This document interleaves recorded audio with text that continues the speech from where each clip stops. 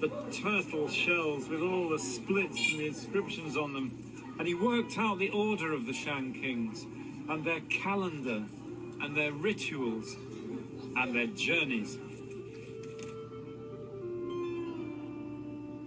What he discovered was that the kings came back to do special rituals at the city called Shan, and that was here. Its name meant the place where the ancestors were worshipped, so state and ancestors were tied together. And amazingly, cults and legends about the Shang still survive here at a mysterious temple at the edge of time. The Mound of Shang is a great artificial hill. The legends say this mound was built before the Great Flood, that here mankind first got fire stolen from the gods. And tradition also said this had been a kind of observatory where the Shang kings watched the stars that protected their dynasty.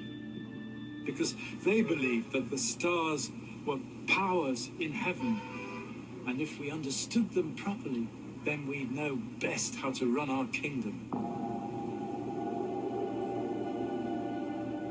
So the oracle bones and the later myths are clues to early Chinese beliefs about society and the cosmos. Divination, ritual, and writing were the basis of state power.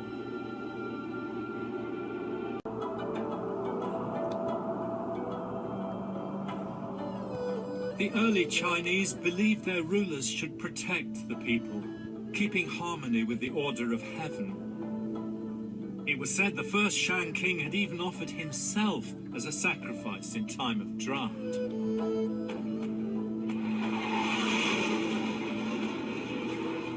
But legend said the last Shang king was so depraved and cruel that heaven withdrew its mandate, and it gave a sign.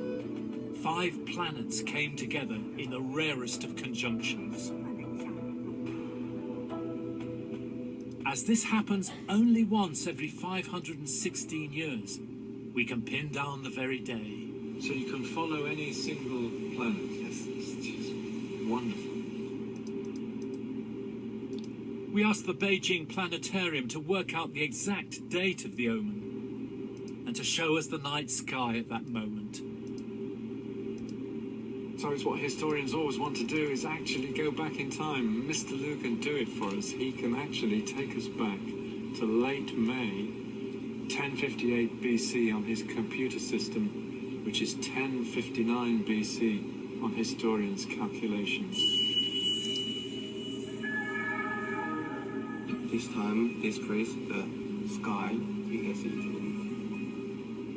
The tribes who lived under the Shang tyranny saw the sign and made an alliance under a man known for his virtue, King Wen of the Zhou. This 5-planet conjunction happens once every 516 years. At that moment, it's the closest that has ever happened in human history. And at that time, the early Chinese chronicles said, there were 5 planets gathered in a constellation called the Chamber.